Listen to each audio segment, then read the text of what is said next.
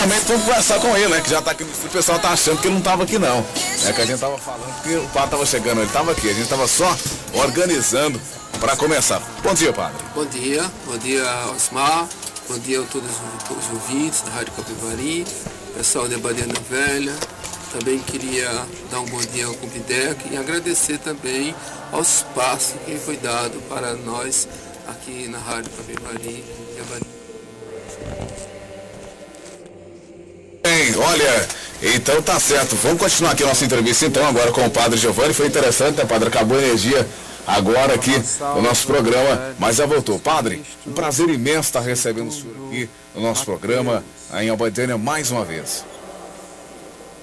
Pois é, Osmar, estamos aqui para falar um pouco da minha trajetória vocacional, especialmente nesse período que celebramos 25 anos de sacerdote e especificamente porque celebrei meus 25 anos bodas de prata em Abadiana Velha, justamente onde comecei os meus trabalhos aqui na Paróquia São Pedro de São Paulo, em Abadiânia. E gostaria de agradecer também a presença do povo de Abadiânia, inclusive alguém perguntando por que não celebrei aqui na Paróquia São Pedro de São Paulo, porque na realidade eu comecei os meus trabalhos aqui em Abadiânia. Mas devido ao carinho que a gente tem por Nossa Senhora, então escolhi Nossa Senhora da Abadia, devido a este carinho que todos nós temos por Nossa Senhora. E foi muito bom, porque estava a presença de dois bispos, nosso bispo emérito da Pestana, de saudosa memória, e depois de um mês ele faleceu. E foi assim um momento muito forte para nós. E eu gostaria também de aproveitar o espaço para agradecer as pessoas que participaram, especialmente da pessoa do Rezende e da Penha, e também do Miguel e da Ione, que com outros amigos e amigas que organizaram a festa por ser o pessoal de Abadiana Velha e também de Abadiânia, e ficou a cargo do Miguel e da Ione, que esteve hoje com eles. Organizaram um almoço assim, muito gostoso. E também o pessoal, filho do seu Jaime Toledo, Dona Irani, saudosa memória, que cantaram, brilhantando assim a nossa missa de 25 anos, 8 de dezembro do ano passado. Muito bem, padre. Então o senhor está nas bodas de prata, padre. Pois é, Osmar. 25 anos de sacerdócio. 25 anos de sacerdócio. Tá certo. Padre, é uma pergunta que a gente tá. Como é que nasceu aí a sua vocação? Como é que foi aí, né? Como é que nasceu a sua vocação? Né? Porque afinal de contas são 25 anos, já é bodas de prata. Sim, Osmar. Eu estive no Nordeste agora e esta pergunta foi feita também por um pessoal lá de uma rádio que eu fui entrevistado no Nordeste, especificamente na Diocese de Garanhuns. Foi mais ou menos no ano, na época de 70 que nasceu a minha vocação.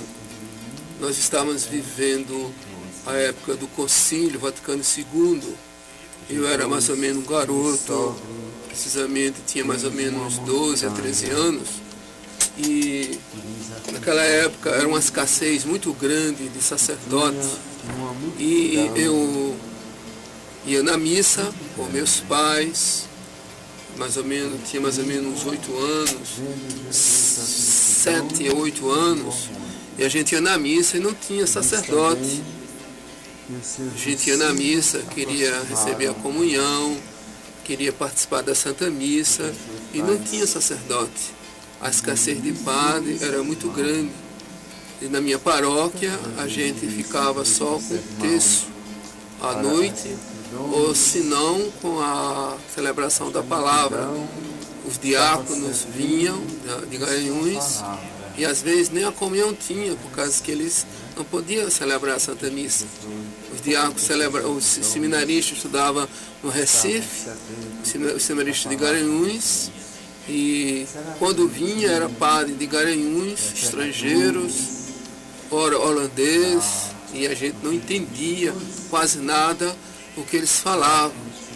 Então nasceu assim aquele desejo de ser padre, devido à escassez e a falta de entendimento nosso. E eu pensava assim, bom, eu vou ser padre para falar de uma maneira clara e para substituir, não é, a escassez de sacerdotes. E mais ou menos com 12 ou 13 anos, o meu irmão mais velho levou para Garanhuns para procurar o seminário. E chegamos lá em Garanhuns, e o seminário estava fechado, porque não tinha nem bispo. O nosso bispo era o Dom Milton, e nessa época tinha sido transferido para Manaus, para ser arcebispo de Manaus. Eu voltei para casa, meu pai já tinha falecido, muito triste. Aí depois, outra vez voltamos para Garanhuns, e lá tinha um senhor que tinha sido religioso, tinha sido franciscano, e disse assim, olha, o bispo de Manaus foi salesiano e falou para nós, olha, o bispo deixou aqui endereço de um seminário, um seminário na Bahia, e lá tem uns padres que foram salesianos, e lá tem um seminário na Bahia, tem uns padres que foram salesianos. Se você quiser ir, e eu mesmo garoto, me interessei, não é? Voltei para casa, mas nesta época fazia a 6ª série. Naquela época também era muito difícil os estudos, porque o Estado só fornecia os estudos até o 4º ano. A gente era de família humilde, meu pai já tinha falecido, meu pai faleceu tinha aproximadamente uns 6 a 7 anos. Meu irmão trabalhava no Recife, outro irmão trabalhava no Recife, eu estava com minha mãe, uma irmã e outro irmão, nós éramos 5. E assim começou a minha trajetória. Meu irmão voltou, tinha um padre lá na Diocese de Garanhuns e levou até a Bahia. Eu fiquei um tempo na Bahia, depois na Bahia eu conheci um seminarista que hoje está aqui em Anápolis, chama-se Padre Luiz Lima, faz trabalha lá no Recanto do Sol. Ele era seminarista, eu concluí os estudos, fiz o magistério na Bahia, me transferiram para o Rio de Janeiro, eu fiquei mais ou menos 3 meses no Rio de Janeiro. O ambiente lá eu não gostei, porque não tinha assim um ambiente, não era um ambiente religioso, era uma república de estudantes. Voltei para casa para ficar com minha mãe, que teve uma crise vocacional. E naquela época eu escrevi uma carta para o Luiz, que na época era seminarista, e trouxe eu para Anápolis. E em Anápolis eu concluí os estudos eclesiásticos, filosofia e teologia. E quando eu ordenei, vim para Badiane, assim, mais ou menos rapidamente, a minha trajetória de aluno e de seminarista. Aí, quando eu me ordenei, voltei para o Nordeste, celebrei a minha primeira missa, desse para Dom Pestana, para não sair de Anápolis, porque nesse período eclesiástico, e aquele período que a gente vivia, era um período bem diferente de hoje. Disse para Dom Pestana, na época, Dom Pestana, o senhor não me tire de Anápolis, e eu quero ficar aqui em Anápolis. No caso, o senhor não iria retornar mais para a sua não, diocese? Porque na realidade eu perdi todo o contato, né, com a diocese de origem, porque na realidade quando eu fui morar na Bahia, já perdi todo o contato com o Nordeste. Entendeu? Aí fui, como eu te falei, voltei para o Rio, no Rio de Janeiro não gostei, falei para o superior que aquele ambiente que era quase uma república de estudantes, e num ambiente eclesiástico. Voltei para a casa dos meus pais, ou melhor, porque minha mãe já estava morando em São Paulo, tinha deixado o Nordeste, e voltei para viver para trabalhar em São Paulo com meus irmãos, que já tinha desistido praticamente. Escrevi uma carta para o Padre Luiz, dizendo a minha situação. O Padre Luiz, que na época era seminarista, me trouxe para Anápolis, aí eu perdi o contato com a Bahia, porque me desliguei da Bahia, já tinha me desligado do Nordeste, e vim para Anápolis, pronto, comecei uma nova vida em Anápolis. E terminando os estudos eclesiásticos em Anápolis, e disse para Dom Pestana, já como padre, né? Diz assim, voltei para o Nordeste para celebrar a primeira missa e rever os amigos e alguns parentes que tinha lá ainda, tios. E quando voltei para o Nordeste, como eu falei, disse para Dom Pestana, quero ficar trabalhando em Anápolis.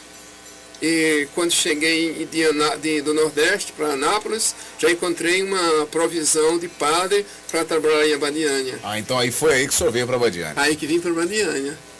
Tá certo. Então, toda essa foi a trajetória vocacional. Essa foi a trajetória vocacional, né? E quando quando me ordenei, tinha esse pensamento de trabalhar com as crianças, com o jovem e com os pobres, que eu falei no dia da missa em Abadiânia Velha, nas boldas. Com as crianças, com o jovem e com os abandonados, né, os pobres. E foi essa minha trajetória até hoje, né? Tá certo. E você pode ligar a partir de agora no 3343-1006 e deixar agora a sua pergunta para o padre também. Pode mandar mensagem. Quem participar do programa, tá certo? A pergunta, né, padre, hoje, quem foi que trouxe a imagem de Nossa Senhora da Abadia, essa devoção Nossa Senhora da Abadia para a Abadiânia Velha? Se você souber, liga aqui no programa 3343-1006, que hoje tem 2 Bíblias da Ave Maria para sortear para quem participar hoje aqui no programa, tá certo? Então ligue e participe. Tem perguntas aí pro padre? Tem algumas perguntas escritas aqui? Vamos passar aqui, então já vou fazer essas perguntas pro padre. Você pode ligar, pode ligar aqui e participar, tá certo? Estamos aqui, olha, eu estava assistindo um debate, padre, é um pouco fora, mas se o senhor quiser, fora um pouquinho da nossa trajetória, mas olha, estava assistindo um debate de um vidente e um pastor, dizendo que o mundo vai acabar na virada de 2012. Foi a Elza quem mandou, padre. Bom, nós podemos, Elza, bom dia, Elza, bom dia também, aqui também tem um bom dia para o João Galinha, né? João Galinha, ouvi, tá exemplo lá. Amigo nosso, bom dia, João Galinha, bom dia, Elza. E Elza, essa questão do fim do mundo, da escatologia, é uma questão muito antiga.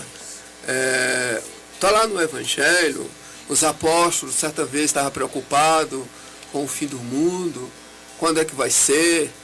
E Nosso Senhor disse assim para ele, olha, não se preocupa com essas coisas. E outra vez Nosso Senhor falou assim, olha, ninguém sabe, a gente deve se preocupar com essas coisas do fim do mundo, no início já no início do cristianismo, havia também essa preocupação. Acho que a gente deve se preocupar com o fim do mundo, a gente tem que se preocupar com viver bem o momento presente, certo?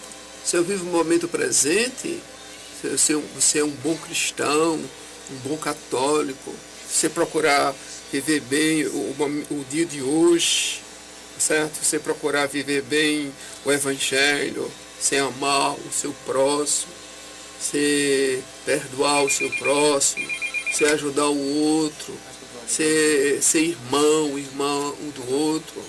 Eu não me preocupo com o fim do mundo. E Cristo não deixou escrito, deixou alguns sinais. Então, desde a época de Jesus já estavam preocupados com o sinais, por exemplo, terremoto sempre existiu, guerra sempre existiu, tempestade, essas coisas sempre existiu.